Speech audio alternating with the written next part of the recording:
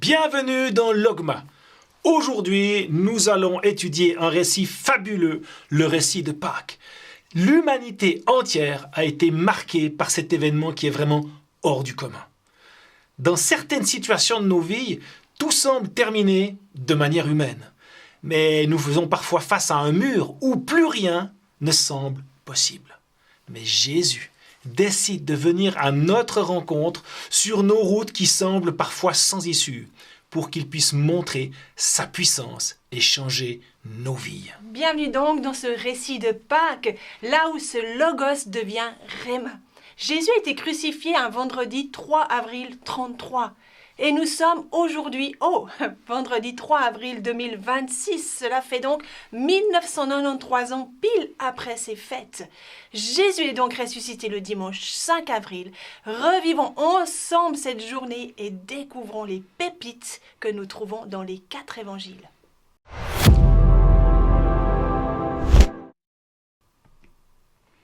Nous vous proposons donc de lire ces textes de cet événement à la manière d'un enquêteur de police qui lit les différentes dépositions des témoins qui ne sont autres que Matthieu, Marc, Luc et Jean.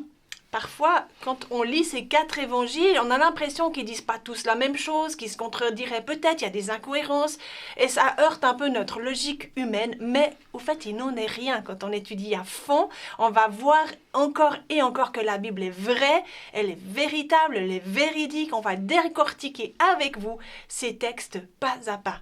Alors plongeons-nous dans la situation où nous voyons ici la ville de Jérusalem. Alors certes, ce n'est pas une carte précise, bien entendu. Vous avez donc sur la gauche, un peu sur le haut, le mont Golgotha. On voit en dehors de la ville. Et on voit sur la partie droite des petits villages qui sont mis là, dont le village de Béthanie et le village d'Emmaüs qu'on verra plus tard. Donc voici la situation où nous nous trouvons le 3 avril 33. C'est quand même assez précis comme date. Oui, c'est précis parce que ça correspond toujours à cette fameuse lune. On compte Pâques, c'est toujours après le solstice de printemps, après la première lune, le dimanche qui suit cette première pleine lune. Alors on peut calculer facilement en 33, c'était vendredi 3 avril que ça s'est passé. Donc ce vendredi, Jésus est crucifié. Jean 19 nous dit que auprès de la croix de Jésus se tenait sa mère, donc Marie, la sœur de sa mère, Marie aussi, bizarre, mais elles sont les deux comme ça, femme de Clopas, et encore une troisième Marie, Madeleine, ou Marie de Magdala. C'est la même. Jésus, voyant sa mère et près d'elle le disciple qu'il aimait, donc on parle de Jean, qui dit à sa mère, « Femme, voici ton fils ». Donc à nouveau, on voit ici sur la carte donc les protagonistes qui sont donc proches. Jésus est crucifié, il est sur la croix. Et on voit Jean, les femmes et Marie-Madeleine qu'on a fait exprès de mettre un petit peu à part. On le verra après dans l'histoire. Donc il est 15 heures. Cette heure, elle a été précisée dans la Bible aussi. 15 heures, c'était aussi l'heure légale où les agneaux étaient immolés pour la fête de la Pâque juive. Donc Jésus, l'agneau de Dieu, est mort pile à l'heure qu'il fallait, 15 heures, l'heure des sacrifices des agneaux. À ce moment-là, on pense que les disciples ont déjà pris la fuite, sont déjà échappés, sont partis de Jérusalem pour aller se cacher en quelque sorte ailleurs. On pense dans le village de Béthanie. Et Pierre, lui, par contre, c'est aussi marqué dans les textes, il était témoin, il était surpris même lors du jugement, lorsque Jésus se fait juger auprès de Pilate. Donc Pierre, lui, reste à l'intérieur de Jérusalem, dans la maison où ils ont toujours fait tout ce qui la scène, etc. Donc il reste là à Jérusalem, cloîtré dans cette maison. Matthieu 25, 56 nous dit « Mais tout cela est arrivé pour que soient accomplies les écritures des prophètes. Alors tous les disciples abandonnèrent et prirent la fuite. » Donc ça corrobore à ce que nous venons de vous dire. Continuons donc avec Jean. Que s'est-il passé ce vendredi? Après cela, Joseph d'Arimathée, qui était un disciple de Jésus, mais en secret, par crainte des Juifs, demanda à Pilate la permission d'enlever le corps de Jésus. Pilate le lui permit. Joseph vint donc et enleva le corps. Nicodème, qui était d'abord venu le trouver de nuit, vint aussi en apportant un mélange d'environ 100 livres de myrrhe et d'aloès. Ils prirent donc le corps de Jésus et lui lièrent de bandelettes avec des aromates comme les Juifs ont coutume d'ensevelir. Or, il y avait un jardin au lieu où il avait été crucifié. Et dans le jardin, faites bien attention à ce mot jardin, un tombeau neuf où encore personne n'avait été mis. C'est donc là qu'ils mirent Jésus, à cause de la préparation des Juifs, parce que le tombeau était proche.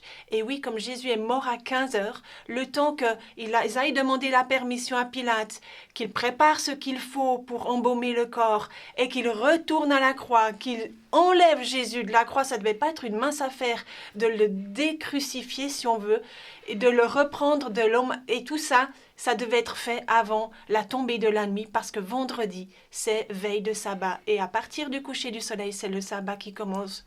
Plus rien ne peut se passer. Ce que je trouve aussi intéressant, c'est qu'il y a le nom de Nicodème qui est là, qui est donc ce souverain sacrificateur, non pas cet érudit de la Bible, est là et qui a fait une rencontre particulière avec Jésus. Et il se retrouve là à la fin de l'histoire de Jésus pour vraiment aussi l'honorer en apportant 100 livres de myrrhe. C'est juste énorme. C'est énorme. Alors retournons sur les lieux. Et pour voir que les disciples donc sont partis, se retrouvent donc dans le village de Béthanie. Pierre, Jean, les femmes et Marie-Madeleine en particulier sont donc retournés à l'intérieur de Jérusalem et Jésus est dans le tombeau. Donc il est là, on a mis 17 heures à peu près, c'est avant la tombée de la nuit. Tout ça, maintenant ils ont mis des gardes pour poster, pour garder ce lieu, parce qu'ils pensaient que les disciples viendraient voler le corps, parce que Jésus avait dit justement qu'il ressusciterait le 3e jour. Donc voilà, nous sommes maintenant au samedi. Donc samedi, jour de sabbat. Donc nous sommes le 4 avril, le samedi, jour du sabbat, et on sait que le sabbat, c'est quelque chose de sacré, et les Juifs n'ont pas vraiment le droit de bouger ou même de faire quelque chose. Donc pendant cette journée, rien ne se passe. C'est le calme plat. Et nous passons à dimanche où là, tout change. Vraiment, tout change. On a mis l'heure 4 heures du matin parce que les textes nous disent que c'est très tôt le matin. Donc ça se passe entre 3 et 6 heures. Mais comme certains textes disent aussi qu'il faisait très sombre, alors nous avons mis d'une manière un peu arbitraire 4 heures du matin où les femmes se sont rendues à... Ce qui est assez probable. Certaines personnes disent entre 3 et 6 heures, donc 5 heures est la bonne heure. Vraiment. Et là, on voit les femmes donc, qui vont au tombeau pour finir l'embaumement de Jésus, pour aller faire le travail qui doit être fait. Et est-ce que c'était vraiment un dimanche que Jésus est ressuscité ? Oui. Les 4 évangiles l'attestent. Jean nous dit le premier jour de la semaine. Bon, est-ce que c'est le premier jour de la semaine ? Est-ce que c'est pas le sabbat finalement ? Luc 24 nous dit le premier jour de la semaine aussi. Marc 16 nous dit lorsque le sabbat fut passé. Ah, il y a une précision supplémentaire. Donc il est terminé. Matthieu 28, mais tout le monde d'accord. C'est après le sabbat, à l'aube du premier jour de la semaine. Donc c'est bien ce dimanche matin 5 avril que Jésus est ressuscité. Et c'est pas un jour anodin, ce jour-là de Pâques qui suit le sabbat, donc qui suit la fête de la Pâque juive, c'est les jours des prémices. C'est quoi ce jour des prémices ? Alors, tu veux l'expliquer ? Oh non, vas-y. Donc dans l'Ancien Testament, Dieu avait établi des fêtes pour faire la fête. Donc c'est des temps de reconnaissance, de joie.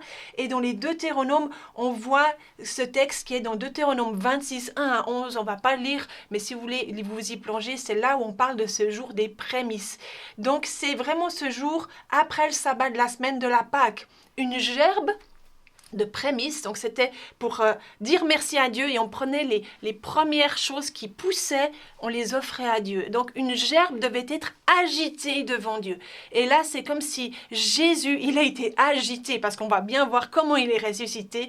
Ça s'est passé d'une manière assez agitée. Il a été agité devant Dieu. Jésus, c'est notre prémisse. Il est nos prémices. Donc c'est quoi les prémices ? C'est quelque chose qui va se manifester. C'est un prélude de quelque chose de nouveau. Et oui, donc cette fête des prémices servait à rappeler aux Israélites ou à nous-mêmes aussi plus tard, donc la provision de Dieu dans la terre promise, que Dieu pourvoit toujours. En fin de compte, les Israélites devaient simplement reconnaître que Dieu les avait sauvés de l'esclavage de l'Égypte et leur avait fourni un endroit où ils pouvaient vivre et cultiver vraiment cette terre promise. C'est un jour normalement de fête et de réjouissance. Mais là, on se rappelle, elles vont au tombeau pour aller finir le travail qui leur a été demandé. Donc, ça nous dit, Deutéronome 26, 11, dit « Tu te réjouiras de tous les biens que l'Éternel ton Dieu t'aura accordés à toi et à ta famille. » Donc, c'est un jour de joie où normalement tout le monde est dans la joie. Mais ce dimanche matin, là, on voit qu'on n'est pas vraiment dans la joie parce que les disciples sont donc répartis un petit peu dans la région de Jérusalem ou à Jérusalem. Les femmes partent tôt le matin pour aller faire ce qu'elles doivent faire. Et donc, on n'est pas vraiment dans la joie. Elles sont dans la peine parce que elles se rendent vers une sépulture pour voir leur meilleur ami qui est là enseveli, d'après ce qu'elles pensent, bien sûr. Et Jésus va se révéler à ces femmes. Et dans ces femmes, donc, il y a qui? Parce que là, nous vous avons mis un groupement de femmes, mais on a été chercher qui étaient ces femmes. Ah oui, moi je me souviens. Il y a en tout cas Marie. Alors là, si vous dites Marie, vous êtes juste, parce qu'il y en avait plusieurs. Donc Marie de Magdala ou Marie-Madeleine, c'est celle qui est relatée dans les 4 évangiles. C'est un peu celle qui représente toutes les femmes. En fait, c'est elle qui a vécu des choses vraiment intenses avec Jésus. Vous vous souvenez, Jésus avait chassé d'elle 7 démons. Et en plus, dans Luc 7, 47, c'est marqué que vu qu'elle a été beaucoup pardonnée, elle a beaucoup aimé. Donc c'est cette histoire quand Jésus il fait des reproches à celui qui ne lui avait pas donné même un petit peu de quoi se laver, mais Marie, elle avait lavé les pieds de Jésus avec ses larmes. Donc elle aimait énormément Jésus. Donc c'est pour ça qu'elle est dans ces 4 évangiles.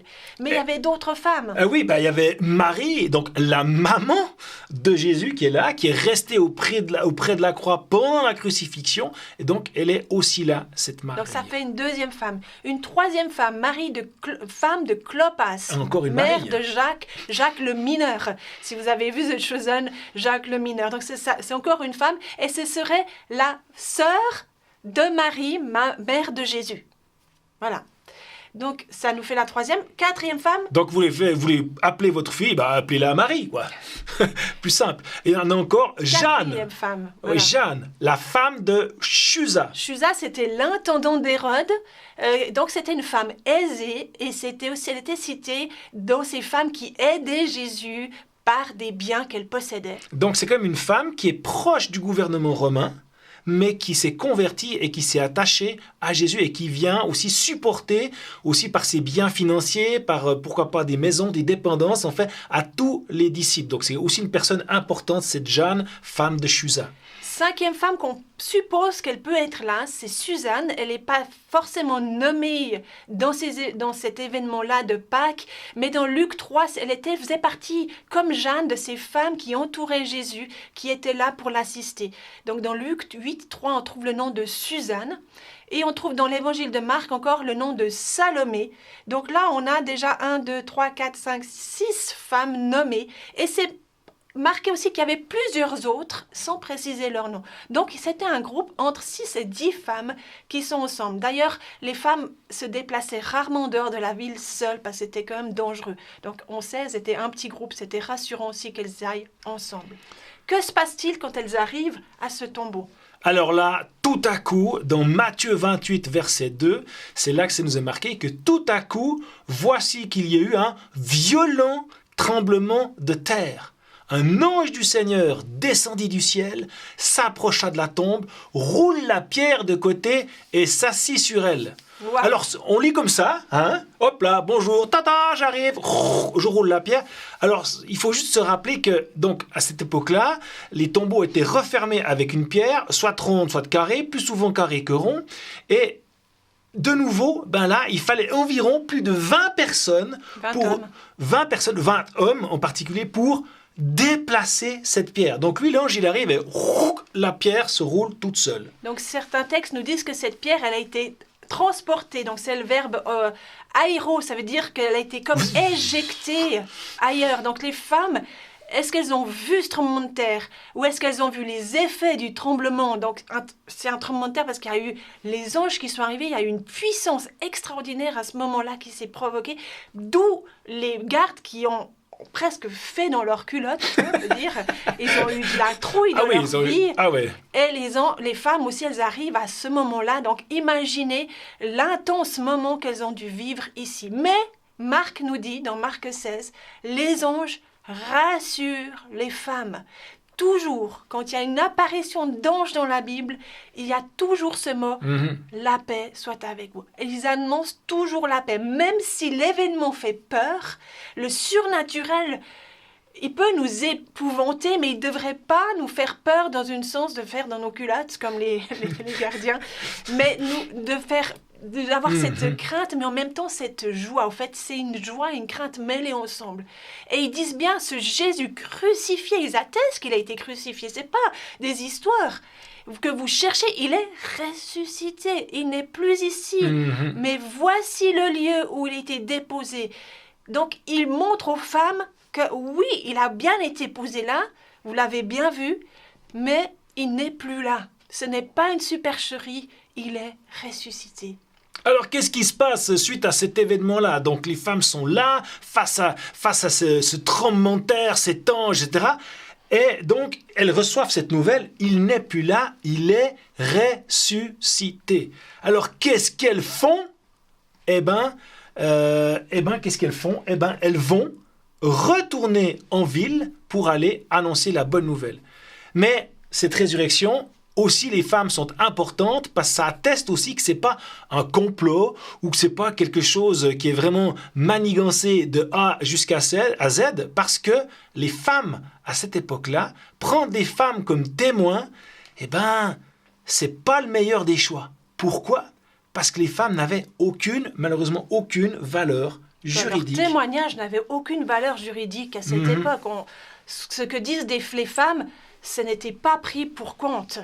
Donc là, Jésus, il se révèle à des femmes. Il n'y a aucun homme. Les gardiens, ils sont comme morts, figés. Ils sont vraiment, c'est ce qui est marqué dans les textes. Là, il ne reste que les femmes. Et il y a ces femmes. Pourquoi Jésus, il parle à ces femmes alors qu'il sait que si elles parlent, leur récit ne va pas être entendu. Mais Jésus, il a quelque chose, il a une idée. Et qu'est-ce qu'il va, on va le voir tout à l'heure. Mais il va dire à ces femmes, allez dire aux disciples que je suis ressuscité. Il dit, allez dire, les anges aussi ont dit, allez dire que Jésus vous précède en Galilée. Et moi, on trouve ce mot précéder extraordinaire parce que, au fait, qui précède? C'est le berger qui précède son troupeau. Il est toujours devant. Un troupeau, à l'époque d'Israël, c'était le berger, il était devant. On a peut-être l'image de nos troupeaux, nous, du côté européen, où le berger il est plutôt derrière et les chiens entourent le troupeau. Mais dans l'époque et en Israël, les bergers étaient toujours devant. Donc, c'est marqué qu'elle court très vite. Donc, c'est la précision de Matthieu 28, elle court vite. Elle-même, on pourrait même dire qu'elle pique un sprint. C'est le mot tréco en grec, et ça nous fait penser au mot trek qu'on utilise maintenant. C'est plus de la course, le trek. Mais là, c'est vraiment, elles ont fait une course. Donc, il y a à peu près 800 mètres qui séparent le lieu de Golgotha avec le lieu où ils s'étaient rencontrés, donc le lieu où ils avaient soupé, le Cénac, ça s'appelle. Donc, elles ont dû courir un sprint sur 800 mètres parce que, au fait, elles étaient, imaginez, l'excitation de ce qu'elles ont vu, ressenti. La nouvelle extraordinaire. On leur dit qu'elles pensaient Jésus mort. Et Matthieu 28 dit vraiment, allez dire à mes frères qu'ils doivent se rendre en Galilée. C'est là que eux me verront. Donc eux, les disciples, ils n'ont même pas le droit de voir Jésus maintenant. Ils le verront que plus tard. Exactement. Moi, ce que je trouve aussi merveilleux, c'est que cette plus grande nouvelle de tous les temps, elle était confiée, premièrement, à des femmes. Et ce sont elles vraiment les premiers apôtres de l'évangile, de cette merveilleuse nouvelle de la résurrection de Jésus. Pourquoi est-ce que dans les siècles qui ont suivi, les femmes auraient dû-elles se taire? Eh bien, si Jésus a fait confiance à ces femmes, c'est qu'il leur a donné cette charge. Pourquoi est-ce que parfois les femmes sont mises de côté dans nos églises ou même elles sont privées d'annoncer cette bonne nouvelle? Merci Seigneur Jésus parce que lui nous montre l'exemple. Et on voit que les femmes ont aussi leur place pour annoncer cette merveilleuse nouvelle de Jésus-Christ ressuscité. Donc les femmes piquent un sprint pour annoncer cette merveilleuse nouvelle à qui? Eh bien à Pierre et à Jean qui eux sont donc restés au Cénacle. Les autres disciples, on l'a vu, sont toujours perdus, on pense, dans ce village de Béthanie. Et 2 autres personnes, dont on parlera plus tard, repartent de ce village de Béthanie pour aller ailleurs. Parce que vraiment, à ce moment-là, les disciples pensent que tout est fichu, ça s'arrête. Tous les rêves et toutes les promesses qu'on nous a données, mais en fait, Jésus est mort et voilà, tout s'arrête. Mais il y a ces femmes qui amènent cette bonne nouvelle auprès de Pierre et de Jean. Ouais, donc cette belle nouvelle a été réservée aux femmes. Vous avez vu pourquoi? Parce que Jésus veut réhabiliter et il veut donner une place à la femme qu'elle n'avait pas ou puis qui saurait plus tard que on a jugulé au fait les femmes. Mais voilà, les femmes, elles vont bien dire à Pierre et à Jean au moins, parce que c'est les premiers sur leur chemin, que Jésus est ressuscité. Elles racontent ce qu'elles ont vu, ce qu'elles ont même contemplé. C'est le mot qui est utilisé. Elles ont dit « wow », ça devait être complètement « wow ». Mais eux ne croient pas, c'est ce qu'on a dit. Le témoignage des femmes ne vaut rien. Même si c'était des amis à eux, ça ne vaut rien. Puis eux, ils sont tellement dans la tristesse. Et donc, c'est impossible que Jésus soit ressuscité. Pourtant, il leur avait dit, mais à ce moment-là, la tristesse a complètement occulté tout ce que Jésus leur avait déjà dit. Mais en plus, il y a 3 obstacles qui les empêchent de croire. Déjà, il faut aussi se souvenir que la dernière fois qu'on parle de Pierre dans ce récit, c'est lorsque Pierre qui renie Jésus. Et le coq chante. Et c'est donc le dernier souvenir qu'il a, lui, c'est que moi, j'ai renié, j'ai même renié ma foi auprès des autres qui étaient à côté de moi. Il est vraiment dans cette torpeur-là, Pierre. Et en plus, c'est pas facile de vivre ce moment-là. Et eux n'ont pas eu le tremblement de terre, les anges, la trompette. Il n'y a pas de trompette, mais ils n'ont pas vécu ça. Eux, on leur dit juste les nouvelles qui est répercutée par les femmes. Donc, ces 3 obstacles qui les empêchent de croire. Il y a déjà l'aspect culturel, comme on l'a dit, ce statut qu'avaient les femmes au ce premier siècle, cette culture juive, gréco-romaine. La femme, ce qu'elle dit, n'a pas de valeur. Donc ça, c'est le premier obstacle. Deuxième obstacle, l'obstacle émotionnel. Comme on l'a dit, ils sont dévastés par ce qui vient de se passer. Ils sont traumatisés de cette crucifixion. Ils se sont cachés par peur. Donc ce concept de la résurrection, c'est pour eux des balivernes, c'est un conte de fées, on ne peut pas y croire. Puis la 3e raison, c'est cet obstacle, c'est théologique, parce qu'à ce moment-là, ils n'ont pas tout compris, ce que Jésus leur avait annoncé, les prédictions de Jésus, de sa propre mort et sa propre résurrection. Tout ça n'avait pas été... Donc, ça a été pour eux ces 3 obstacles. Et nous, on peut être aussi face à ces 3 obstacles-là, lorsqu'on a justement quelque chose de humain qui nous paraît insurmontable. Eh bien, voilà, c'est là où notre foi... est-ce que nous dit la parole de Dieu, viennent à cette rencontre-là et qu'est-ce qu'on fait face à ça? Mais c'est marqué dans Luc 24, Pierre se lève. Et c'est le mot anistémie, c'est pas juste se lever de sa chaise. C'est le mot qu'on utilise aussi pour dire ressusciter. Yes. Donc c'est comme si tout à coup, il y a quelque chose qui s'est passé en Pierre, il y a une révélation qui vient. Il se lève, il est comme ressuscité de sa torpeur, de sa tristesse mortelle. Il se lève et il court. Et c'est de nouveau ce même terme. Il se met à courir à toute vitesse, c'est très court. Il pique un sprint lui aussi. Mais il n'est pas tout seul. Eh oui, c'est un peu la course d'athlétisme, c'est 800 mètres, course libre à travers Jérusalem pour aller voir les lieux même donc cette résurrection que ce que les femmes ont vu. Et il y a qui court avec lui? Eh bien, il y a Jean. Pierre et Jean, donc l'autre disciple qui ne veut pas se nommer lui-même, sortent vraiment et courent au sépulcre. Il court, et Jean dépasse Pierre. Alors, il court sûrement très vite, mais il est aussi le plus jeune, parce qu'on sait que Pierre devait payer des impôts, mais pas forcément les autres. Il est marié, Pierre. Jean n'est pas marié. Donc, vraiment, il arrive le premier parce qu'il est un peu plus fougueux, un peu plus jeune aussi, pour arriver donc à Jérusalem, au lieu de la résurrection. Donc, les autres femmes, elles, ce groupe de femmes, elles sont parties. Donc, on a dit Béthanie. Pourquoi Béthanie? C'était vraiment ce village habituel où Jésus était avec ses disciples. Marie, on pense qu'elle est restée à Jérusalem. Et je pense c'est pas forcément écrit, mais les textes peuvent nous le faire comprendre. Quelle Marie? Marie de Magdala, pardon, c'est vrai.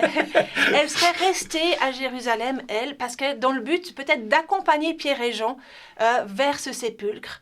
Et eux, ils ont piqué un sprint parce que voilà, ils ont été excités de cette nouvelle quand ils ont intégré ça. Elle venait de piquer un sprint. Donc elle a déjà fait... Elle avait déjà couru, donc on pense qu'elle est allée plus tranquillement dans la direction du sépulcre et elle les a accompagnés. Mais eux, Pierre et Jean, sont arrivés en premier, les deux, à ce moment-là. Jean, lui, comme il est arrivé le premier, il se penche pour voir les bandes, mais il n'entre pas. Ah bon, il n'entre pas, lui? C'est comme si, comme on l'a dit, il était plus jeune que Pierre. C'est comme l'importance du droit d'aînesse. Ils n'étaient pas forcément des frères, non, mais il a laissé Pierre, à qui Jésus avait quand même donné des charges aussi importantes d'entrer en premier. Pierre, il entre, il voit, il regarde, ça veut dire il regarde attentivement, il pose, il examine. Il ne fait pas juste que jeter un coup d'œil. Voilà. Il prend vraiment le temps de bien regarder, de bien analyser ce qu'il a devant les yeux. Et il voit que ce linge, c'est le mot soudarion, qui est après venu ce suaire, c'est ce mot qui est venu le suaire, et qu'on met sur la tête justement du défunt. Elle est pliée, donc quand on plie du linge, c'est qu'on a pris le temps de le faire. Il n'y a pas eu une précipitation, il y a eu le tremblement de terre, il y a eu quelque chose de... Mais en même temps, en amont, Jésus, il est ressuscité, il a pris le temps de plier son linge. Sa maman avait fait du bon travail avec lui. Bonne éducation. Mais c'est aussi pour dire que, justement, ce que le bruit de couloir qui va être répandu après, on verra pour... contrecarrer, entre guillemets, pardon pour le verbe contrecarrer, mais vraiment cette résurrection, pour dire que ce n'est pas un vol. Parce que si c'était un vol, je suis peut-être pressé, je vais faire ça en cachette, donc j'aurais soit tout pris, ou alors j'aurais carrément coupé les bandelettes pour prendre le corps, etc. Donc là, il y a vraiment un temps, vraiment plié, mis à part. Et on se souvient, il y a la myrrhe qui est avec. Et cette myrrhe, normalement, rend les tissus plus durs. Ouais. Ouais, donc il faut, en plus, presque comme si les bandelettes avaient été lavées, séchées, repassées et mis à part. Donc, extraordinaire. Jean, lui aussi, il a laissé Pierre entrer. Jean, il entre lui aussi. Il voit, c'est pas le même verbe utilisé. Donc lui, il redouble d'attention, il observe encore plus. Il croit. Waouh! Clac! Ils croient en voyant ça. Mais en même temps, ils n'ont pas vu Jésus. Et ils ne comprennent pas encore. Et se voir comprendre, c'est donc même quand on dit en français, tu comprends, est-ce que tu vois? Tu comprends, tu vois. Mais eux, ils comprennent pas tout. Mm-hmm. Ils comprennent pas encore toutes, comment ces écritures se réalisent là devant leurs yeux. Et c'est marqué qu'ils retournent chez eux. Donc, là aussi, on vous a mis, vous voyez que les disciples sont... en train de revenir. Thomas, lui, il est toujours seul, il ne bouge pas. Et on verra ça après. Pourquoi? Lui, pour l'instant, on ne sait pas vraiment pourquoi, mais lui, il est apparemment très, très affecté par ce qui s'est passé. Il reste à l'écart. Et on vous a aussi mis 2 orange jaune ici. Ça représente Cléopas et son épouse qui rentrent, eux, tranquillement chez eux. Ils devaient habiter à Emmaüs, donc ils partent. Emmaüs est un village à 12 km de Jérusalem. Donc là aussi, ils pensent que tout est fichu, et bien que la nouvelle soit rapportée, on pense que tout est fichu. Et voilà, c'est ce qui se passe. Et on voit que Marie, elle arrive cette fois-là au tombeau aussi à ce moment-là, alors que Pierre et Jean, ayant fait leur observation, sont sur le retour. Alors, est-ce qu'ils se sont croisés ou pas? On ne sait pas, mais en tout cas, ce qui est sûr, c'est que Pierre et Jean n'ont pas vu Jésus. Ils n'ont vu que les linges. Ils n'ont pas vu l'ange et ils n'ont pas vu Jésus. Et là, Marie arrive au tombeau. Et pourquoi on dit que Marie, elle serait restée? Parce Donc que Marie Magdala, hein? Marie de Madeleine. Jean 20, verset 11 dit « Pendant ce temps », donc les disciples retournèrent alors chez eux, « Pendant ce temps, Marie se tenait dehors près du tombeau. » Donc c'est ce texte-là qui nous fait penser que Marie n'était pas forcément avec les autres femmes pour l'annoncer aux autres disciples, parce que les autres femmes, elles ont continué au fait la mission de Jésus. Elles sont annoncées à Pierre et Jean, mais elles sont allées aussi vers les autres disciples. Donc elles ont continué la mission et Marie, elle est retournée à ce tombeau. Et c'est là qu'elle fait une rencontre encore plus, on va dire, intime avec Jésus. Et elle se penche aussi pour voir dans le sépulcre. Et là, qu'est-ce qu'elle voit? Elle voit là 2 anges. Vous avez vu, les anges sont réservés pour les femmes. C'est juste extraordinaire. Je suis ton ange. Et ces anges, ils sont 2, c'est précisé, vêtus de blanc étincelant. Ils sont assis l'un à sa tête et l'autre à ses pieds. Dans cet ordre. Là où Jésus était couché, de la tête aux pieds. Et ça nous fait penser à la bénédiction qui va de la tête aux pieds. On le sait parce que la malédiction, plusieurs fois dans la Bible, c'est marqué que la malédiction va des pieds à la tête. Mais la bénédiction, elle vient de la tête aux pieds. Donc les 2 anges sont assis, là où Jésus était couché, Et ils commencent à parler à Marie. Ils lui disent « Mais pourquoi est-ce que tu pleures? Qu'est-ce qui se passe? Qu'est-ce qu'il y a ?» Alors que eux savent très bien ce qui s'est passé. Oui, mais en plus, souvenez-vous, c'était le jour des prémices. Ça devrait être un jour de joie. Elle devrait être heureuse. Ah yes, ouais. Mais elle pleure. Donc eux, ils s'étonnent. Pourquoi tu pleures, finalement? Puis elle a dit, mais on a enlevé mon Seigneur. Donc, oui, on a dit Jésus est ressuscité, mais elle ne le voit pas. Il est où? Et puis, tout à coup, Marie se retourne. C'est marqué dans le texte, et c'est le mot très faux. Et c'est comme, métaphoriquement, c'est se détourner de son ancienne conduite, son ancienne habitude. Ça me rappelle cette fameuse conversion. Quand on parle de la conversion, c'est ça, en fait. C'est comme si elle avait vraiment compris quelque chose et elle se tourne vers quelque chose de nouveau. Oui, et elle voit, en se retournant, elle voit Jésus qui est là, debout. Et debout, ça veut dire, c'est précisé dans les finesses du langage qu'il est dans une position d'autorité. Mais elle le voit, mais elle ne le perçoit pas. Elle le voit, mais elle ne croit pas que c'est lui. Donc elle a ce mélange de « je crois, mais je ne crois pas ». Ouais, ça me fait penser à ce papa dans Marc 9, 24 qui dit « Je crois, mais viens au secours de mon incrédulité ». En fait, je crois, mais je ne crois pas. En fait, oui, parce que c'est tellement mélangé les sentiments. Je crois que tu peux le faire, mais en même temps, est-ce que je crois vraiment que c'est possible? C'est ce qu'on a dit, c'est cette version humaine où on voit que humainement, on sait qu'il y a rien qui peut... Je peux rien faire. Et puis, il y a les promesses que Jésus nous donne. Et puis, je crois aux promesses, mais je vois aussi ce qu'il y a. Et puis, c'est les deux et ça... Il y a l'humain et le spirituel qui se rencontrent.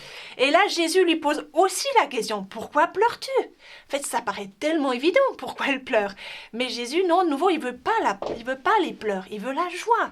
C'est le jour des prémices, c'est la joie. Et il lui dit, mais qui cherches-tu? Et puis là, elle pense, comme elle ne le reconnaît pas, elle pense que c'est le jardinier.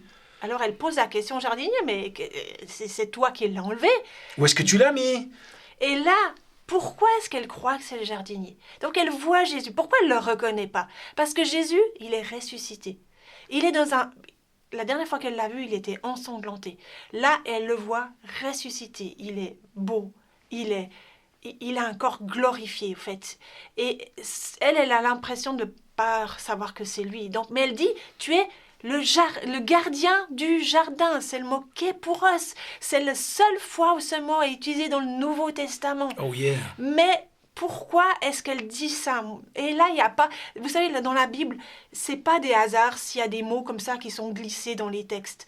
Si en plus ce mot est utilisé qu'une seule fois, il sait qu'il faut y prendre attention. Et surtout dans le contexte dans lequel il se trouve, pourquoi est-ce qu'il se trouve, etc. Donc c'est vraiment important pour ça. À quoi ça vous fait penser quand on dit un jardin, un jardinier, un gardien de jardin? Ah, ben oui, facile. On pense au jardin d'Éden.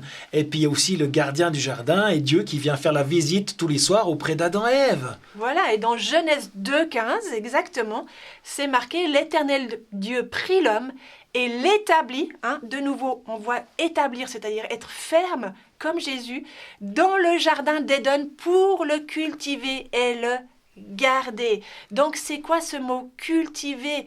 Donc, il a dû dire, déjà, il a placé Adam, donc il l'a donné du repos, mais en même temps, il est ferme dans ce qu'il doit faire. Éden, le jardin d'Éden, c'est un jardin ça veut dire délices, les plaisirs. Cultiver, ça veut dire, c'est comme le service d'un lévite aussi. C'est le même mot. Garder, ça veut dire protéger, sauver la vie. Et ça, c'est important parce que c'est aussi la première fois dans l'Ancien Testament qu'on donnait ce mot, de protéger, de garder la vie. Donc, et Jésus, la Bible nous dit que c'est le second Adam. Oui, exact. C'est celui qui a accompli parfaitement l'œuvre de Dieu. Adam a chuté, il n'a pas réussi, mais Jésus, lui, et ce nouvel il Adam a réussi à accomplir pleinement la volonté de Dieu le Père. Et on trouve que Jésus est le nouvel Adam, 1 Corinthiens 15, 22. Tous meurent en Adam, de même aussi tous revivront en Christ. Yes. Donc, vraiment, c'est vraiment ça ce qui se passe. Ces femmes-là, et Marie, donc, fait cette rencontre à nouveau extraordinaire avec les anges, etc. Et donc, les femmes et tout le monde commence à vraiment... à cette nouvelle se répand vraiment partout. Mais surtout, Jésus appelle Marie par son propre nom. Et ça, c'est pas un détail. C'est un détail qui est important. Il l'appelle par son nom. Jésus t'appelle par ton nom. Et ça, c'est déjà dans Ésaïe 45, 3, c'était marqué « Celui qui t'appelle par ton nom, le Dieu d'Israël, afin que tu reconnaisses que je suis l'Éternel. » Donc, le fait que t'on appelle quelqu'un, ça lui donne une identité et ça veut dire « Je te connais ». En fait, tu n'es pas un individu, tu es quelqu'un de précieux. Et là aussi, c'est un moment où Jésus appelle Marie, elle se retourne de nouveau. Donc, de nouveau, ce mot très faux. Donc là, ça pourrait être associé vraiment à cette conversion au moment où Jésus l'appelle par son nom. Il y a une rencontre, vraiment, il y a quelque chose d'intime qui se passe ici. Et ce mot aussi est utilisé, ce mot très faux, pour dire pourquoi on pense que c'est à ce moment-là que Marie se convertit vraiment à Jésus. Matthieu 18, 3 nous dit « Je vous le dis en vérité », c'est Jésus qui parle, si vous ne vous convertissez pas et si vous ne devenez pas comme les petits-enfants, vous n'entrerez pas dans le royaume des cieux. Donc, si vous ne vous convertissez pas, si vous ne vous streffez pas, ça veut dire si vous ne vous retournez pas, vous ne pouvez pas obtenir ce royaume des cieux. Donc là, Marie, elle aussi, elle l'appelle Rabouni. Rabouni. Il est même écrit dans nos Bibles, Rabouni, c'est vraiment un terme araméen ancien qui signifie maître ou mon grand maître, mais vraiment avec un très très grand respect, une affection et une reconnaissance de qui est Jésus, qu'il est cette autorité, qu'il est ce Messie qui est là. Vraiment, elle le reconnaît. Elle le connaît à nouveau, mais d'une manière différente. Il l'appelle par son prénom et elle répond. Elle atteste aussi qui il est pour elle. Et ça aussi, ce mot Rabouni, il est utilisé 2 fois dans le Nouveau Testament. Il est utilisé, là, cette fois-là avec Marie de Magdala, mais aussi avec Bartimée. Souvenez-vous, Jésus l'avait aussi appelé par son nom. Qu'a fait Bartimée? Il a jeté sa cape. C'est que ça, à ce moment-là, il se convertit, il jette son ancienne vie, on va dire, et il court vers Jésus, alors qu'il était encore même aveugle, mais il court recevoir complètement cette guérison et cette nouvelle vie en Jésus. Donc c'est à ce moment-là qu'elle reconnaît comme Jésus, son Seigneur et son Sauveur. Et c'est à ce moment-là qu'elle croit au Seigneur Jésus et elle est sauvée. Mais en même temps, elle fait quoi, Marie, à ce moment-là? Elle a envie de venir vers Jésus, puis de l'enlacer, de l'embrasser. Oh, super, t'es là, etc. Mais Jésus la stoppe dans cet élan et lui demande qu'elle ne le touche pas. Mais alors, pourquoi est-ce que Jésus demande qu'on ne le touche pas? Je veux dire, il est ressuscité, c'est bon, elle est dans la joie, qu'on a parlé de ses prémices, on est dans la joie et tout, et là, hop, non, tu ne me touches pas. Et surtout que plus tard, il va dire à ses disciples, quelques heures après, il va dire, mais touchez-moi. Mais si on regarde, alors en français, c'est le même mot, touche pas. À Marie, il dit, ne me touche pas. Puis aux disciples, il dit, touchez-moi. Au fait, c'est le même mot en français, mais dans le grec, la langue dans laquelle ça a été écrit, voilà. c'est pas le même mot. Ici, à Marie, c'est presque, ne t'agrippe pas. ne reste pas accroché à moi. Au fait, là, elle était dans une émotion intense et c'est comme si elle voulait le retenir. C'est ça qu'il dit aussi, ne me retiens pas. Et puis, donc c'est vraiment dans ce sens de se cramponner. Elle avait une mission, Marie. Elle devait aller raconter ça aux disciples. Elle ne devait pas rester cramponnée aux pieds de Jésus. Donc il dit, ne me retiens pas.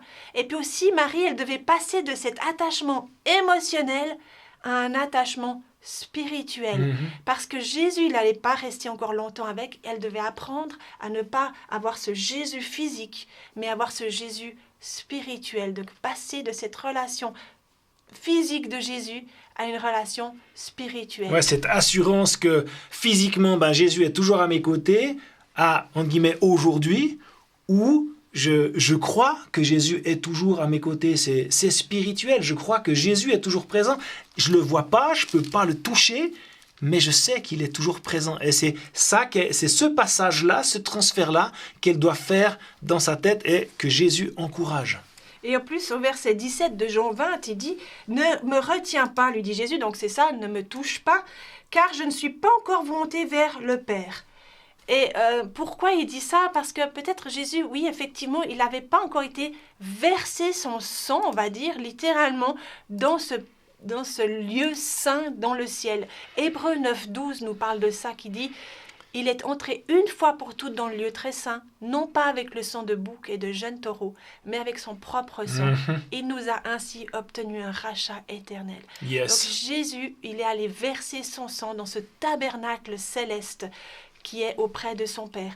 Et il dit aussi, j'aime ça, il dit « Je monte vers mon Père ».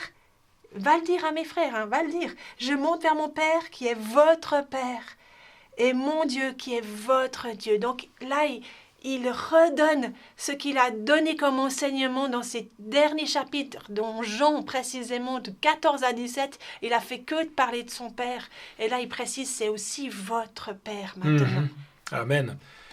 Donc on revient sur les lieux. Donc on voit bien sûr Marie qui est donc au contact de Jésus, Jean et Pierre qui sont en train de retourner sur Jérusalem et les femmes qui reviennent aussi à Jérusalem avec les disciples, dans le but que tout le monde, bien sûr, se retrouve à Jérusalem. Et pendant ce mouvement, pas de foule, mais ce mouvement de personnes, on voit Jésus qui se déplace en quelque sorte pour aller rendre visite à d'autres personnes. Il est apparu à Marie et là Jésus se téléporte en quelque sorte vers deux personnes qui marchent vers Emmaüs. Et là aussi, c'est une histoire dont on a parlé un tout petit peu dans un autre logma, mais qu'on va reprendre un petit peu ici avec donc ce Jésus qui visite ces deux disciples, qu'on dit les deux disciples d'Emmaüs. Donc là, on dit c'est ce même jour dans Luc 24. Donc c'est toujours dimanche. On est dans l'après-midi, on pense.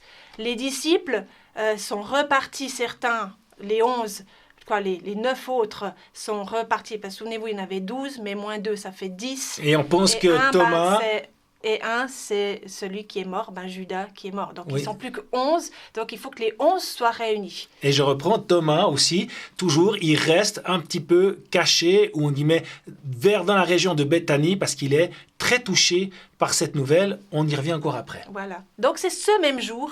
Donc, on est toujours dimanche. 2 disciples se rendent à Emmaüs. 2 disciples et Emmaüs, qui se trouve à environ 12 km de Jérusalem. Maintenant, imaginez, ils sont tristes. Quand on est triste, on ne marche pas vite. On est plutôt dans la réflexion. C'est marqué dans le texte qu'ils se parlent beaucoup de tout ce qui s'est passé. Donc, ils ont une marche plutôt lente. Il leur faut à peu près 3 à 4 heures pour se rendre dans leur village. Et alors qu'ils sont en chemin, qu'ils parlent de tout ce qui se passe, qui vient de se passer, donc les choses qui viennent de se passer ces derniers jours, et tout à coup, Jésus leur apparaît. Là, sur la vignette, vous voyez un Jésus un peu flouté, parce que c'est Jésus, mais Cléopas et son épouse, on va revenir pourquoi c'est son épouse, ils ne le reconnaissent pas. Et ils interrogent même Jésus, ils disent, mais tu sais même pas ce qui s'est passé ces derniers jours. Mais t'es pas au courant, pourtant, t'as pas Instagram, tu sais pas ce qui s'est passé. Non, c'est pas ça, mais c'est vraiment... de nouveau, comme Marie, elle ne le reconnaît pas. Ils ne le reconnaissent pas. Ils sont là et ils discutent simplement avec cette personne. mais ils sentent qu'il y a quand même quelque chose. Mais ils n'arrivent pas à mettre des mots, à mettre des émotions, mais ils sentent qu'il y a quelque chose et ils discutent entre eux à propos de tous ces textes pour vraiment prouver que Jésus est vraiment ressuscité. Donc là, Jésus fait route avec eux. Il leur apparaît. Et c'est important de savoir on est dans l'après-midi. Et comme il faut encore 4 heures pour y arriver, donc avant le déclin du jour, parce que le déclin du jour est vers 18 heures, donc si on dit 4 heures avant, ça fait 14 heures. À peu près. Donc c'est à peu près à 2 heures de l'après-midi, on commençait. Et Jésus, il apparaît dans cette marche qu'ils font vers Emmaüs. Et ce qui est juste extraordinaire, parce que là, on sait que c'est dans le déclin du jour, parce qu'il leur a dit, quand ils sont arrivés à Emmaüs, Jésus a fait mine de vouloir y aller plus loin. Il a fait semblant de continuer, oui. Et les disciples ont dit, mais reste avec nous, parce que le jour est sur son déclin. Donc, on sait que là, c'est environ 17 heures. Donc, voilà, 17 heures, donc on est dans l'après-midi, et Jésus est avec eux. Mais, voilà, Jésus fait route avec eux. Qu'est-ce qui s'est passé aussi à la brise du soir? Chaque soir, à la brise du soir, il y avait un événement au début dans la Genèse. Oui, de nouveau, le jardin d'Éden où chaque soir, Dieu venait pour parler à Adam. C'est dans Genèse 3:8. C'est marqué, quand ils entendirent la voix de l'Éternel Dieu en train de parcourir le jardin vers le soir. Donc c'est face à cette allusion de choses, c'est de nouveau ces événements, c'est le soir, Jésus qui apparaît, il discute, il vient à la rencontre pour parler, il vient à la rencontre pour vraiment avoir cette relation avec chacun d'entre nous. Et dans le jardin d'Éden, c'est la même chose. C'est Dieu qui vient à la rencontre des humains pour venir parler avec eux. Et ces humains, c'est qui dans le jardin d'Éden? C'est Adam et Ève, un couple. Et ici, c'est pour ça qu'on pense que ces deux personnes qui vont vers Emmaüs, c'est aussi un couple pour, en guillemets, boucler la boucle. C'était là, le nouvel Adam fait des choses nouvelles, mais dans un système qu'on est capable de comprendre humainement. Semblable à ce qui s'est passé. En fait, Jésus il est venu racheter ce que Adam et Ève ont chuté. Donc, c'est marqué... Pendant qu'ils faisaient route, Jésus leur a expliqué la parole. On va le voir tout de suite ensemble. Mais c'est marqué aussi que leurs yeux, à Cléopas et son épouse, furent empêchés de le reconnaître. Parce que, voilà, pour plein de ces choses qu'on a dit avant, la tristesse, tout ça dans leur tête, ça va pas du tout. C'est pas possible. C'est pas possible. Et Jésus, il est mort. C'est pas possible qu'il soit vivant. Imaginez que même nous, là, encore aujourd'hui, c'est un truc inimaginable. Puis Jésus leur dit aussi, mais au fait, oui, t'es un peu Cléopas lui dit, mais t'es le seul à pas savoir. Puis Jésus a dit, ah bon, qu'est-ce qui s'est passé? En fait, Jésus, il sait très bien, mais il veut entendre de leur bouche. Jésus aussi, il connaît toutes nos préoccupations. Mais ce qu'il aime, c'est qu'on puisse le lui confier. Il a besoin qu'on le confesse de notre bouche, qu'on lui dise, parce qu'il veut cette intimité avec nous. Donc, eux, ils ont dit, au verset 21 de Luc 24, ils disent, nous espérions que ce serait lui qui nous libérait, mais cela fait déjà 3 jours que ça s'est passé. Donc ils attestent une fois de plus que c'est fichu, c'est plus possible, ça marche pas. Et puis ils ont bien dit, oui, les femmes, on a entendu que les femmes, qu'elles avaient vu Jésus, mais bon, voilà, on n'y croit pas vraiment. Parfois, on entend des choses qui se passent autour de nous. Il y a des miracles qui se passent dans d'autres villes, dans d'autres lieux sur cette terre. Mais comme on ne les a pas vus nous-mêmes, on se dit, oh, est-ce que vraiment c'était un miracle? Est-ce que vraiment on peut mettre en doute? Parce qu'on ne l'a pas vécu. Tant que je ne le verrai pas, j'y croirai pas. Voilà. Mais Jésus veut nous emmener plus loin dans notre compréhension. Et il leur dit, ô homme sans intelligence. Alors, homme, oui, on pourrait dire, voilà, ça peut c'est sympa, quoi. Merci beaucoup. C'est pas des femmes. Il les traite pour des bobets, entre guillemets. Mais là, c'est homme dans le sens, voilà, humain que vous êtes. Vous n'avez pas encore l'intelligence. Mais il n'est pas en train de les blâmer. Mais ils sont là juste parce que, en fait, ils sont tellement tristes qu'ils n'ont pas cette perception d'aller chercher les preuves dans les Écritures de ce que devait faire le Messie et qu'est-ce qui devait se passer avec ce Messie. Ils n'ont pas su le reconnaître. Alors, qu'est-ce qu'il fait, Jésus? Il va leur expliquer les Écritures. Et ça, c'est beau. Wow. Ça, c'est vraiment... on aurait bien voulu être là Moi, à côté. j'aimerais être, Cette école biblique, entre guillemets, accélérée. Ouais, c'est ça. Parce que c'est marqué que, justement, Jésus commence à expliquer par Moïse et les prophètes. Jésus explique vraiment... presque, on va dire presque verset, bon il n'y a pas encore les versets, mais vraiment dans la Torah, dans la parole de Dieu, il vient expliquer en fait sa venue. Et ce mot expliquer, c'est un mot qui veut dire traduire dans un autre langage. J'aime bien ça. C'est parce que eux, ils ont... Des fois, nous aussi, on a lu la Bible, on connaît, oui, l'histoire de Jonas, oui, l'histoire d'Adam et Ève, je connais. Mais tout à coup, si Jésus te le traduit dans un autre langage, c'est que ça te change ta manière de percevoir. Tout à coup, il y a des choses, waouh, au fait... Comme dans l'ancien Genèse, en fait, Dieu qui parcourait le jardin, Jésus qui parcourt le chemin. Waouh, il y a des choses tout à coup, ça ouvre nos yeux. Et là, et nous aussi, si on connaît mieux l'Ancien Testament, c'est pas un livre embêtant, l'Ancien Testament, ou des histoires qu'on comprend pas, non. les prophètes et tout ça, on comprend pas. Non, c'est là pour nous expliquer la Bible, ça nous explique Christ. Et c'est... Pourquoi est-ce que c'est Moïse aussi? Parce que c'était le premier auteur. Et les prophètes, c'est eux qui ont annoncé les grands événements de Jésus qui allaient venir sur la terre. Et Jésus se trouve dans plein de passages de l'Ancien Testament. Alors, partout. en effet, Moïse, donc, c'est l'auteur du Pentateuque, comme on dit dans la Bible, donc Genèse, Exode, Lévitique, Nombre, Deutéronome. Donc c'est lui qui a écrit vraiment cette grande partie-là de la Bible. Donc voilà pourquoi est-ce qu'on commence et que c'est Moïse qui est cité en premier. Parce que c'est ce livre-là, ce Pentateuque, qui est vraiment aussi la base pour les Juifs. Donc il vient expliquer ceci passage après passage. Et bien sûr, on aime bien dire aussi, c'est qu'en fait, Jésus, en fait, ces textes de l'Ancien Testament, ce n'est que l'ombre des choses à venir. On le voit ça dans Colossiens 2, 17. Et ces textes, vu qu'il y a une ombre, s'il y a de l'ombre, c'est qu'il y a quelque chose qui fait cette ombre. Et cette chose-là, c'est Jésus. On a Dieu qui brille, Jésus est vraiment l'ombre qui se déroule dans l'Ancien Testament.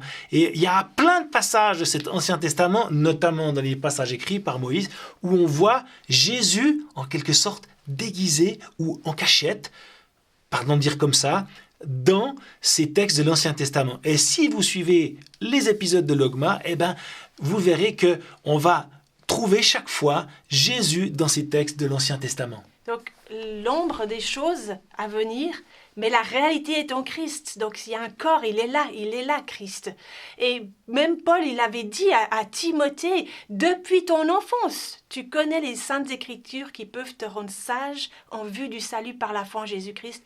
Toute l'écriture est inspirée de Dieu, est utile pour enseigner, pour convaincre, pour corriger, pour instruire dans la justice, afin que l'homme de Dieu soit formé et équipé pour toute œuvre bonne. Donc, quand on connaît les Écritures, ça c'était dans 2 Timothée 3, quand on connaît ces Écritures, on connaît ces choses, ça nous rend sages et ça nous mène au salut en Jésus-Christ.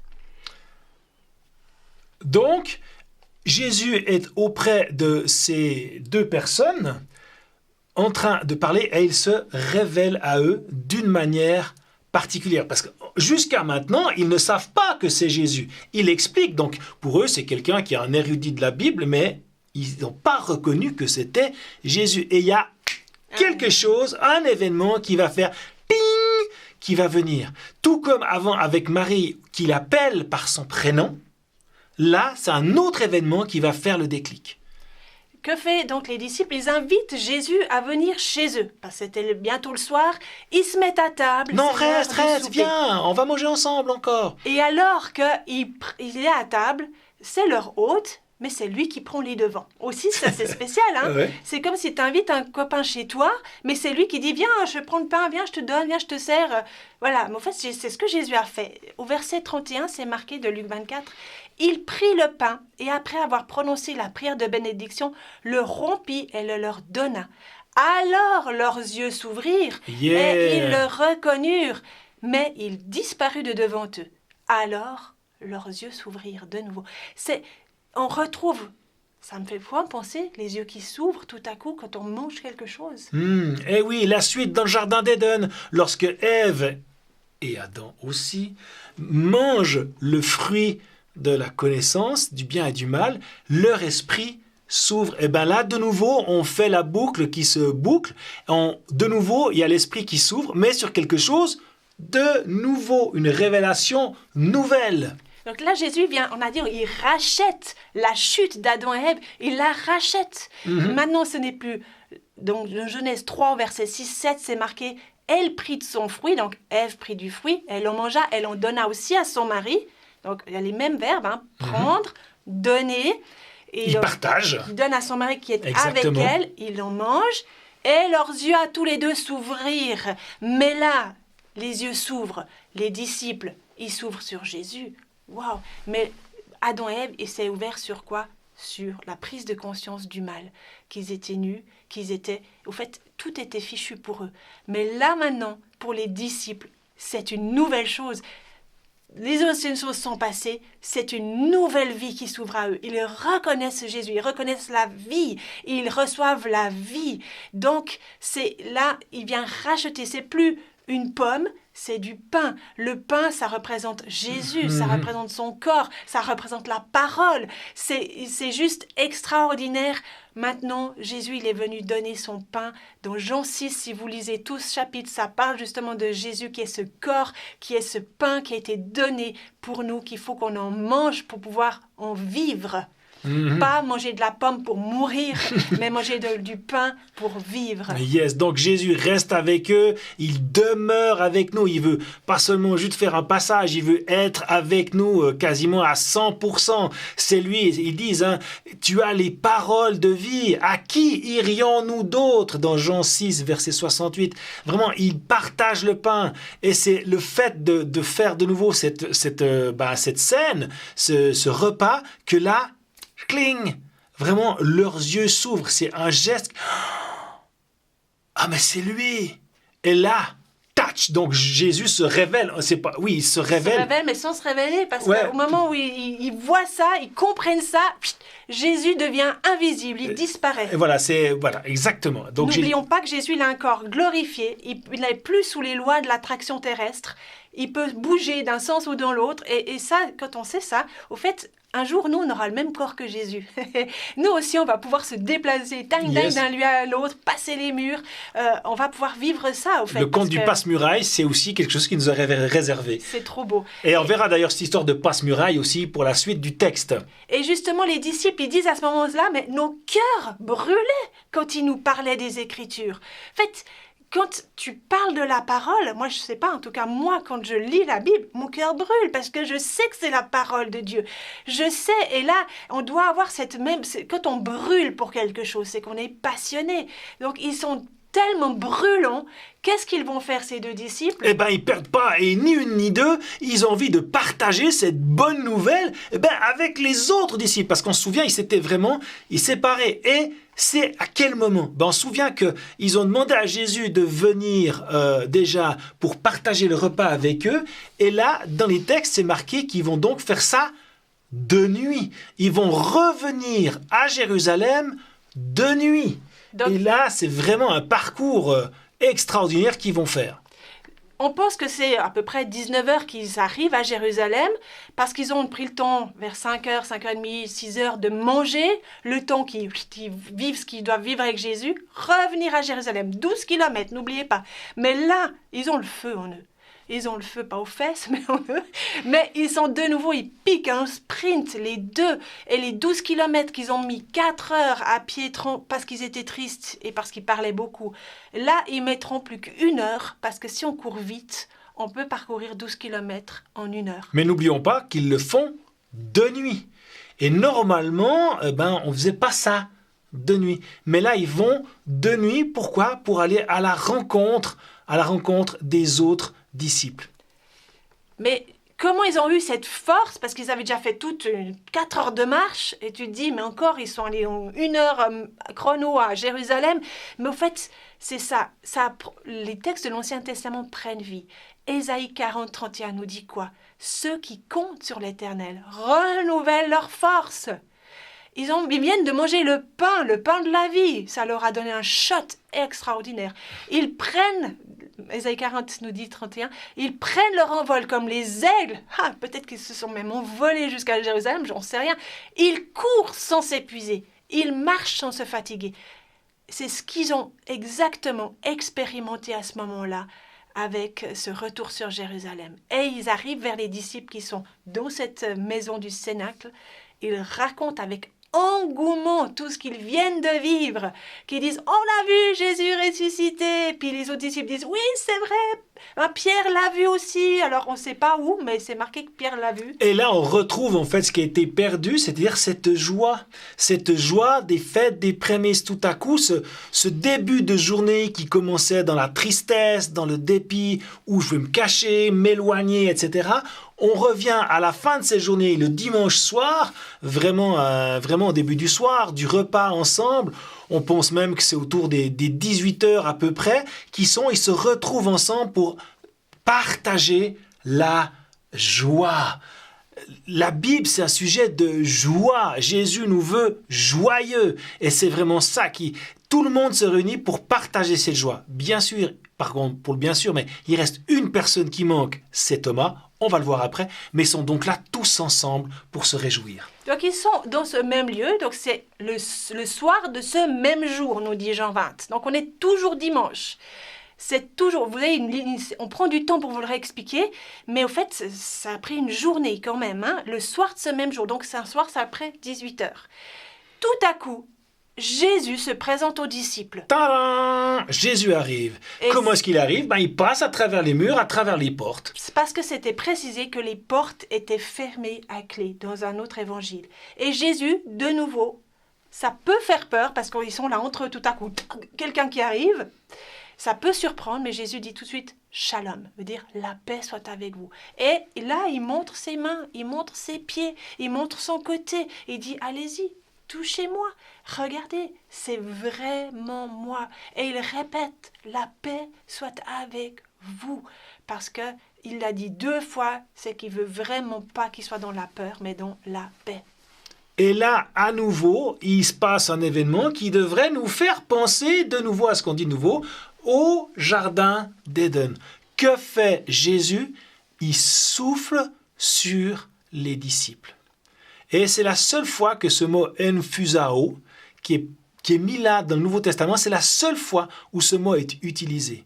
C'est comme si Jésus faisait une sorte, on appelle ça une impartation en anglais, vraiment une impartition. Il se déverse dans les disciples. Et ce fait de souffler, ça nous fait de nouveau penser au jardin d'Éden, où Dieu souffle dans les narines d'Adam pour lui donner vie. D'ailleurs, la traduction de la Septante, qui est une traduction grecque de l'Ancien Testament, a utilisé ce même mot emphusao pour dire dans Genèse 2:7, Dieu souffla sur Adam qui devint une âme vivante. Exactement, donc il veut amener cette vie, ce feu encore plus dans les disciples. Donc la création a été complétée par l'action de Dieu de mettre le souffle de vie dans Adam. Et là, cette nouvelle création, on va dire, elle est insufflée de vie par le souffle du Fils de Dieu qui vient souffler sur cette nouvelle création. Parce que quand nous sommes, les choses anciennes de Corinthiens 5:17 nous dit, les choses anciennes sont passées, voici toutes choses sont devenues nouvelles. Nous sommes une nouvelle création. Et Jésus leur dit, recevez le Saint-Esprit. Donc non seulement il souffle, mais il leur dit aussi recevez. Et là, c'est le mot lambano, ça veut dire faut se saisir. C'est pas juste un truc, ouais, je me le prends, puis on verra bien. Non, il y a une action que les disciples doivent prendre à ce moment-là. Le fait qu'il nous le donne, en fait, je dois aussi le prendre. Exactement. C'est pas juste un cadeau qu'on peut prendre puis le laisser de côté. Non, tu dois t'en saisir. Il y a vraiment cet échange. En guillemets, cet échange de je me saisis de ces choses-là. Pourquoi? Parce que maintenant, Jésus, fait, comme tu l'as dit, il se déverse en eux. Tout ce que Jésus a fait sur terre, c'est à eux de le faire. Donc Jésus a pardonné, c'est à eux de pardonner. Jésus a jugé des personnes, de juger dans le bon sens, mais eux aussi vont devoir le faire. Donc tout ça, ils vont faire les mêmes œuvres que Jésus. Et même, il a dit, Jésus, des plus grandes. Yes. Et donc Jésus, en même temps qu'il est apparu d'une manière surnaturelle et surnaturelle, en même temps, il a dit, mais regardez, c'est vraiment moi. Et il a mangé il a dit, mais donnez-moi quelque chose à manger, vous avez quoi? Et ils ont dit, ah ben on a du poisson grillé, on a du Et puis miel. surtout aussi quelque chose à boire aussi, vraiment pour montrer que c'était pas un fantôme ou un esprit ou un hologramme ou je ne sais trop quoi. Vraiment, il prend, il mange. Puis ça commence pas à sortir par tous les bouts, etc. ou tomber par terre. Non, il mange et il boit. C'est vraiment un corps glorifié. Donc ça veut dire aussi que nous, dans le ciel, quand on sera un corps glorifié, on va aussi manger des bonnes choses. Et c'est là qu'on voit que les films de C'est science-fiction ou etc. En fait, c'était déjà dans la Bible. En fait, ils se dématérialisent pour se rematérialiser à quelque part d'autre. C'est Mais extraordinaire. Voilà, donc on va pouvoir se déplacer à toute vitesse, on va pouvoir manger aussi dans le royaume de Dieu, parce que bien sûr, il y a Mais pas à toute vitesse. il y a un souper, un repas, un festin des noces qui nous attendent Yes. quand on sera réunis avec Jésus. Mais voilà, que fait Jésus aussi là? Il n'a pas fait que souffler, mais il a continué d'expliquer aux disciples ce qu'il avait commencé avec les 2 disciples sur le chemin d'Emmaüs. Pourquoi? Parce que, au fait, c'est marqué, il leur parle de Moïse, des prophètes Eh ben, il y a la suite. Qu'est-ce qu'il y a après? et des psaumes. Et parce que, au fait, c'était comme ils étaient arrivés à Emmaüs, Jésus, c'est pour ça qu'il voulait continuer. Parce qu'il avait encore quelque chose à leur expliquer. À déverser. Dans les psaumes. On peut encore trouver Jésus dans les psaumes. Et alors, c'est là qu'il va continuer d'expliquer dans les psaumes. Donc, on va remettre ça. Et Vraiment, ils sont vraiment tous ensemble là. Et bien sûr, il y en a un, toujours, qui n'est pas là, c'est Thomas. Thomas qui, lui, est vraiment très, très affecté par cette mort de Jésus, qui lui aussi, il y a ce naturel qui vient face à cette annonce qu'on dit, etc. Et parfois, nous aussi, on est comme ça. On s'entête en quelque sorte dans nos croyances, dans ce qu'on croit. Non, mais c'est pas possible, un truc comme ça. Non, mais c'est pas vrai. Non, mais ça, il faut que je le voie de mes propres yeux. Il faut que je puisse faire. Et Thomas, lui, il s'est mis en dehors de là. Et les disciples en sont conscients. Ils en sont conscients. Donc, qu'est-ce qu'ils font? Durant la semaine, et là, on n'a pas vraiment de date précise ou d'heure précise, mais on sait en fait ce qui s'est passé juste maintenant et on sait ce qui s'est passé 8 jours plus tard. Donc, on pense que durant ces 8 jours, les disciples sont partis à la recherche de Thomas, non pas à la recherche, mais à la rencontre de Thomas. Et cette fois, c'est tous ensemble. Et c'est là aussi l'importance du corps de Christ. Tous ensemble, nous chrétiens, on est tous ensemble pour s'aider, pour se supporter, pour s'encourager les uns les autres. Et non pas dire « Hey Thomas, tu faisais quoi? Pourquoi t'es pas là ?» C'est pas ça qu'ils sont venus faire. Ils sont venus aller chercher Thomas parce que tu fais partie des nôtres et tu dois vivre cette expérience.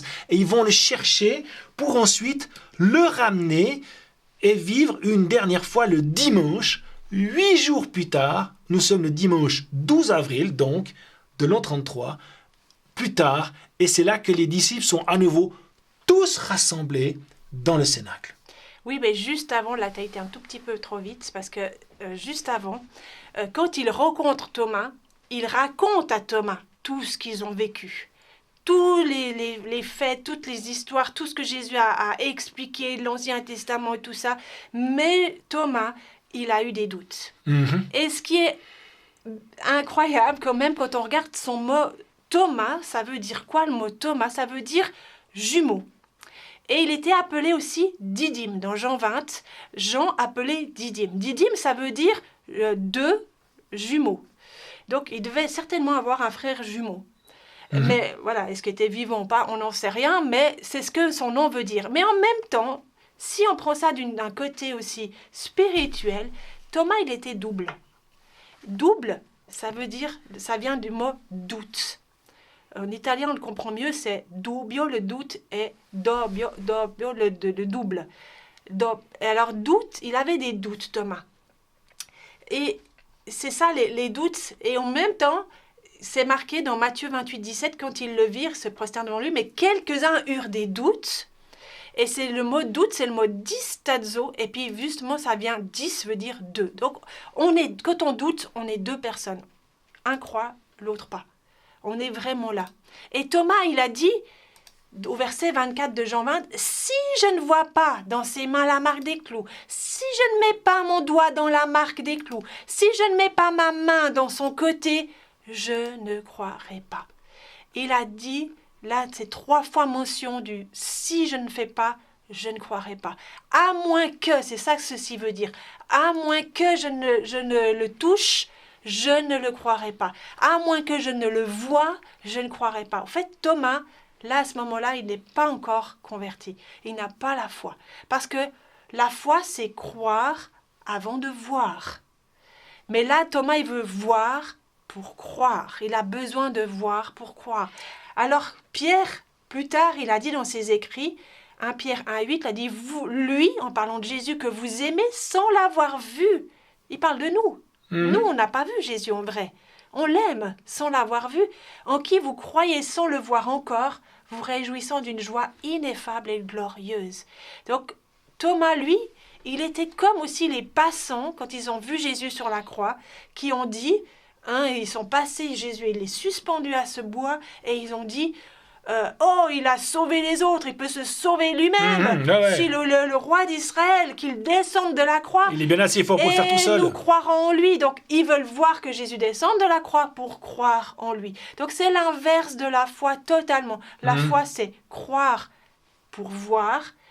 Je crois d'abord et je vois ensuite. Et le contraire de la foi, c'est je veux voir pour croire. Je veux d'abord voir et ensuite croire. Mais on comprend vraiment cette attitude de Thomas qui vraiment, lui, met le paquet, entre guillemets, sur ce qu'il ressent. Il a dit vraiment, si je vois pas ses mains, la marque des clous, si je peux pas mettre mon doigt, si je peux pas mettre la main de son côté, je ne croirai pas. Et parfois, nous aussi, on est comme ça. On reste enfermé dans non, je veux voir, je veux voir. Oui, c'est promesse, c'est bien gentil, mais je veux voir. Non, c'est la foi. Il faut croire pour avoir. Donc là, ils ont réussi à reprendre Thomas avec eux, le ramener dans le cercle aussi, parce que quand on est entouré d'amis croyants, ça va nous aider dans notre foi. C'est pour ça qu'il ne faut jamais rester seul. Fais partie d'une église locale, d'avoir des frères et des sœurs qui ont la foi, qui vont t'aider à grandir dans la foi. Si tu restes seul, tu vas être une proie facile, comme une brebis qui s'écarte du troupeau, c'est une proie facile pour Satan. Donc reste avec le groupe, reste dans ton église locale, tu as besoin d'être tout comme là, les disciples qui sont venus aller rechercher Thomas parce qu'ils savaient qu'il manquait et ils sont venus aller le rechercher pour l'encourager, pour qu'il vienne. Aucun reproche, au contraire, c'est lui qui se défend comme ça, qui est vraiment sur la défensive, mais les disciples, aucun reproche, ils viennent le chercher, ils viennent encore repartager encore et encore et encore cette bonne nouvelle. On persévère, on continue. Jean 20, 26 nous dit 8 jours plus tard. Donc c'est une semaine entière. On compte du dimanche, lundi, mardi, mercredi, jeudi, vendredi, samedi, dimanche. Donc le 8e jour, ils sont de nouveau réunis ensemble. Donc on est le 12 avril. Et là, de nouveau, tadam, Jésus apparaît au milieu d'eux et cette fois, Thomas est avec eux. Donc oui, là, de nouveau, il a traversé les murs. Hop, il vient. Hop, il frappe même pas. Il arrive. Bonjour, c'est moi. Et Jésus d'emblée, il avait entendu ce que Thomas, les doutes de Thomas, il a dit, si je ne fais pas ça, si, je ne croirai pas. Et là, tout de suite, c'est ça qui est beau aussi, Jésus, il comprend tes questionnements. Et il ne vient pas te juger, mais il vient te prouver son existence. Et là, il dit, viens Thomas, viens, mets tes mains, touche-moi, touche mes cicatrices, mets ta main sur mon côté, regarde mes pieds. C'est bien moi. Et il dit bien, Jésus, il dit bien Thomas, ne sois pas incrédule, mais crois. Incrédule, c'est le mot grec apistos, le A qui veut dire sans. Apistos, pistos veut dire foi, sans foi, mais crois passe de apistos à pistos. Passe de pas de foi à avoir de la foi. Parce que justement, on l'a dit, Thomas était, je veux voir pour croire. Et là, Jésus lui dit, fais l'inverse, mais viens, je vais t'aider dans ce processus. Si tu as des doutes, si tu hésites pour des choses, pas de souci, parle-en à Jésus. Tu verras, il va faire la différence. Et là, tout de suite, quand il voit ça, Thomas, il dit « Mon Seigneur et mon Dieu ». Là, il fait une confession de foi. Il donne son cœur à Jésus, il donne sa vie à Jésus. Amen. Il a compris. Jésus n'a fait aucun reproche à Thomas. Certaines personnes, elles ont besoin de peut-être des preuves plus tangibles, mais Jésus, il vient, il n'est pas contre, il donne la possibilité de croire. Et en plus, après il dit, heureux Ceux qui ont cru sans voir, ils le disent. Toi, tu es heureux parce que tu m'as vu et tu as cru. Mais il dit maintenant, heureux ceux qui ont cru sans voir. Heureux, c'est ce mot makarios qui veut dire vous êtes bénis. Mais aussi, ça veut dire être en marche. Quand on est béni, on ne reste pas sur son canapé à attendre que la bénédiction se baigne dedans. Et non, ça nous donne une force pour marcher, pour se mettre en route, pour aller. On est béni pour bénir. Et c'est ça, ceux qui ont cru sans voir, c'est ceux qui ont la foi du royaume. C'est ça, en fait. Amen.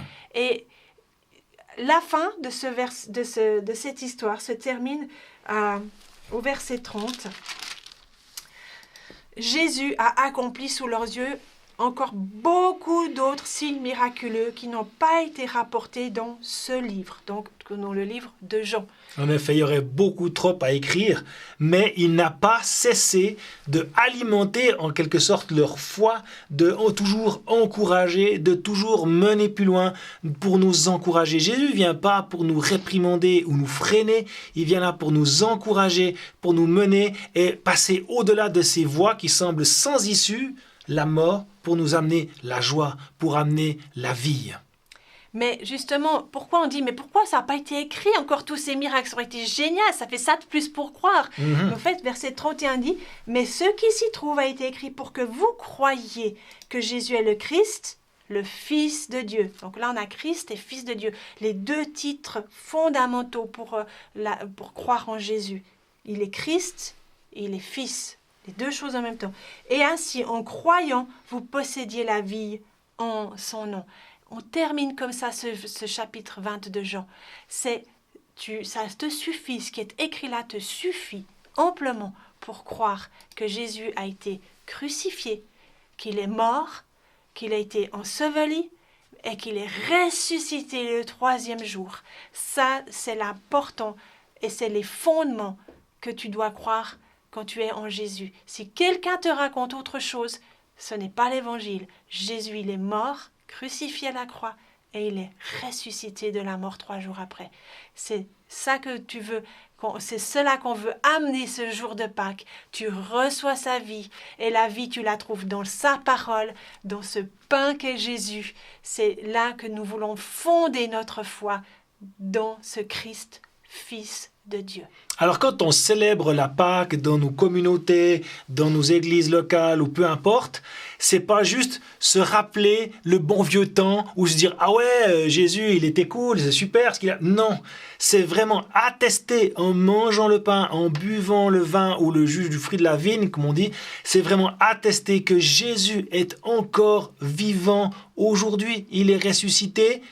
Depuis cet épisode-là, jusqu'à aujourd'hui, Jésus est ressuscité. Il est toujours vivant. Il agit toujours. Il vient nous rencontrer sur le chemin. Il vient dans nos maisons. Il vient chez toi. Il vient pour être avec toi, pour parler avec toi et pour dépasser notre logique humaine pour amener sa dimension divine. Alors même si dans des situations, ça nous semble totalement bouché, perdu, fichu, humainement on ne peut plus rien faire, laisse Dieu venir te rencontrer et changer et faire toute la différence. Et il t'équipe totalement par son souffle, par le Saint-Esprit en toi. Tu es totalement équipé pour aller vivre une vie qui plaît à Dieu, une vie qui va amener la vie, qui va amener la joie autour de toi. Tu vas être prêt maintenant à vivre comme eux, à vivre l'ascension de Jésus dans 40 jours.